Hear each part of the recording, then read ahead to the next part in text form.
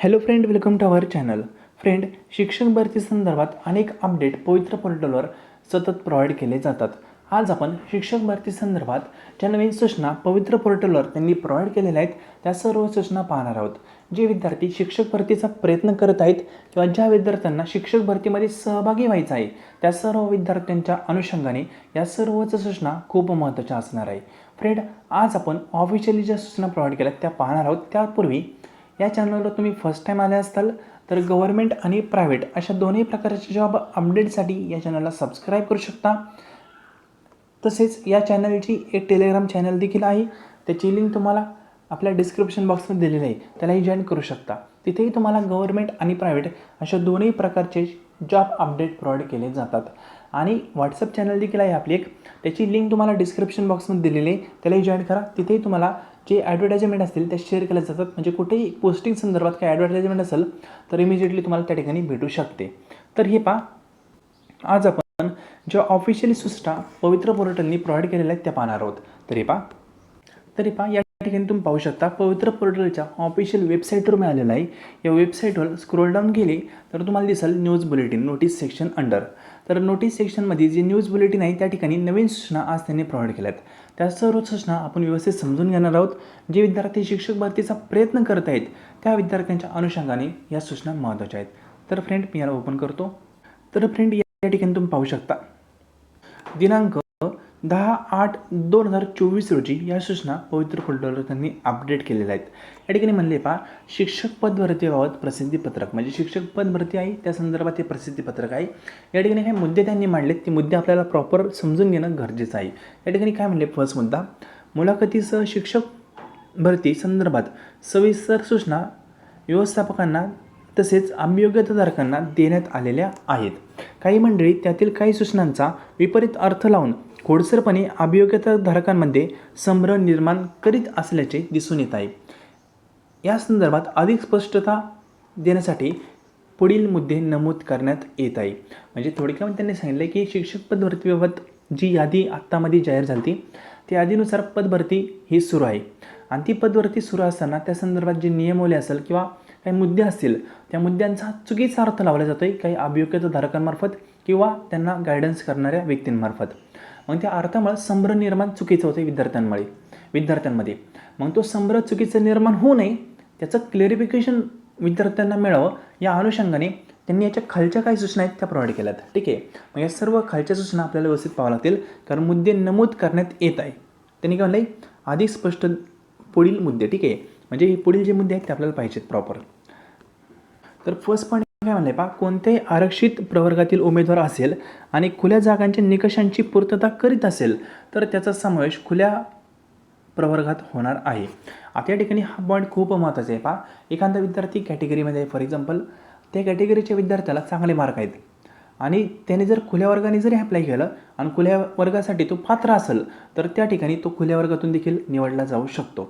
ठीक आहे, म्हणजे कॅटेगरीमधून पण निवडला जाऊ शकतो, पण तो खुल्या वर्गातून अप्लाय करत असेल तर तिथून निवडला जाऊ शकतो. असा फर्स्ट मुद्दा आहे, म्हणजे क्लॅरिफिकेशन त्यांनी दिलेलं आहे.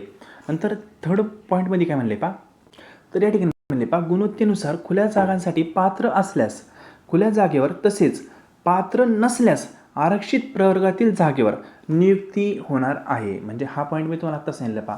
म्हणजे फॉर एक्झाम्पल तुमची एखादी कॅटेगरी आहे, त्या कॅटेगरीनुसार तुम्हाला जर सिलेक्शन होत नसेल, ठीक आहे, किंवा तिथं जागा कमी असतील तर तुम्ही खुल्या जागातून पण अप्लाय करू शकता आणि तिथूनही तुम्ही निवडल्या जाऊ शकता जर पात्र ठरत असाल तर. म्हणजे कॅटेगरी ज्यांची आहे त्यांना दोन प्रकारे या ठिकाणी ॲडव्हान्टेज घेता येईल. एक तर त्यांच्या कॅटेगरीनुसार किंवा डायरेक्टली ओपन कॅटेगरीमध्ये जाऊन पण तुम्ही त्या ठिकाणी अप्लाय करू शकता. या ठिकाणी नुकसान कोणाचं होणार आहे, नुकसान म्हणण्यापेक्षा थोडीशी कॉम्पिटिशन ही ओपन कॅटेगरीची वाढू शकते यामुळे. कारण ओपन कॅटेगरीमध्ये कॅटेगरीचे विद्यार्थी पण पात्र ठरत आहेत. ठीक आहे, जर ते इलिजिबल असतील, पात्र असतील तर कॅटेगरीचे विद्यार्थी पण ओपन कॅटेगरीमध्ये येऊ शकतात.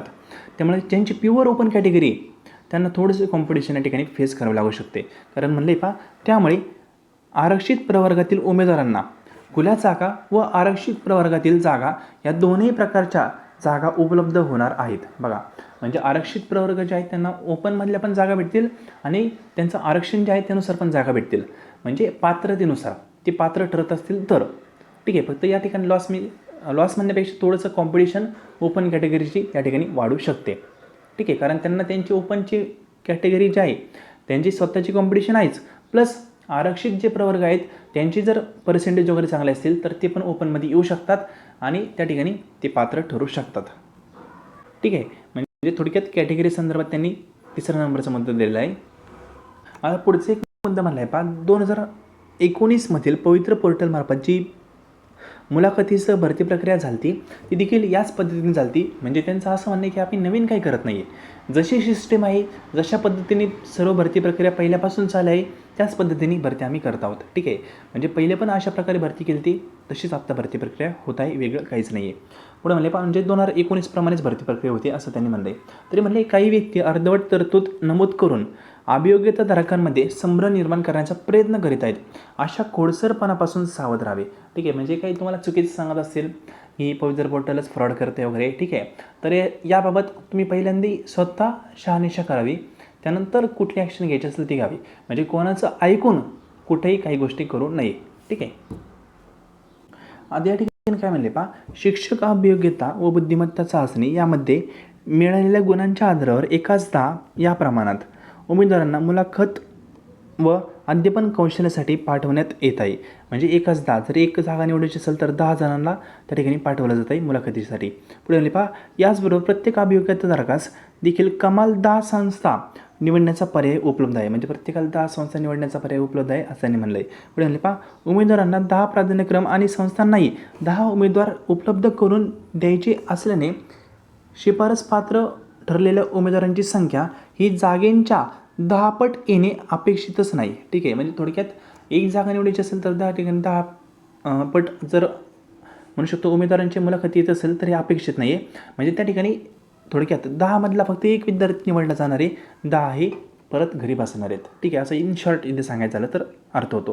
पुढे म्हणले तसेच झाल्यास एकूण उमेदवारांपैकी केवळ 10% उमेदवार निवडले जातील. आता सांगितलं जे 100 उमेदवार फॉर एक्झाम्पल त्याच्यापैकी 10% म्हणजे 10च उमेदवार निवडले जातील, बाकी 90% म्हणजे 90 उमेदवार हे पुन्हा प्रक्रियेतून लाभ घेता येणार नाही, ते बाहेर जातील असं सांगितलं आहे. कारण एका जागेसाठी 10 जणांना तिथं शिफारस केली जाते इंटरव्ह्यूसाठी, म्हणून असं होऊ शकतं. त्यानंतर पुढे काय म्हणले हे पण समजून घ्या. एखाद्या उमेदवाराची एकापेक्षा अनेक पदांवर मुलाखतीसह या निवड प्रक्रियेत निवड झाल्यास संबंधित व्यवस्थापनास गुणवत्तेनुसार प्रतीक्षा यादीतील पुढील उमेदवारांची नियुक्ती देण्यात येईल. म्हणजे थोडक्यात एका विद्यार्थ्याचं 2 ठिकाणी सिलेक्शन झालं तर त्याला एका ठिकाणी फक्त पोस्टिंग करता येईल, बरोबर ना. मग एक वॅकन्सी मोकळी होईल तर त्या ठिकाणी जे वेटिंग लिस्टमध्ये विद्यार्थी आहेत त्यांना त्या ठिकाणी रिक्रूट केलं जाईल असं म्हणलं आहे. पुढे म्हणले त्यामुळे कोणाची अधिकार डावलला जाणार नाही व पदही रिक्त राहणार नाही. म्हणजे एका उमेदवाराचं 2 ठिकाणी सिलेक्शन झालं तर एका ठिकाणी तो जॉईन येईल, मग दुसऱ्या ठिकाणचं काय तर दुसऱ्या ठिकाणची जागा ही दुसऱ्या उमेदवाराला म्हणजेच वेटिंग लिस्टमध्ये जो आहे त्याला दिली जाईल. म्हणजेच होईल काय, ही जागा पण भरली जाईल आणि वेटिंग लिस्टवाल्याचं पण त्या ठिकाणी काम होऊ शकतं. त्यानंतर जी शेवटची सूचना दिलेली त्यांनी मागे सांगितलं होतं SPO म्हणजेच stand operating system stand operating process ही ती वापरणार आहेत. म्हणजे हे यामार्फत काय होणार आहे की 30 गुणांचा जो पेपर आहे तो स्टँड ऑपरेटिंग प्रोसेसमार्फत होणार आहे, जेणेकरून सर्वांमध्ये एकजिन्सीपणा येईल. कोणी म्हणणार नाही की आमच्यावर अन्याय झाला, ठीक आहे, असं होऊ नये.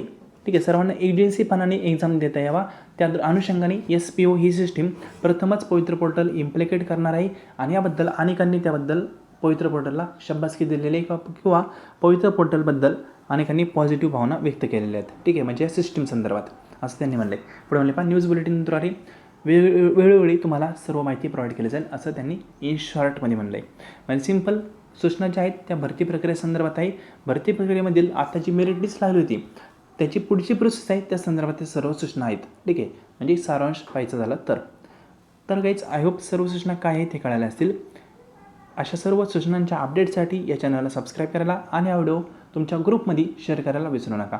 एखाद्याचं यामार्फत थोडंसं भलं येऊ शकतं, त्यालाही अपडेट कळत जातील.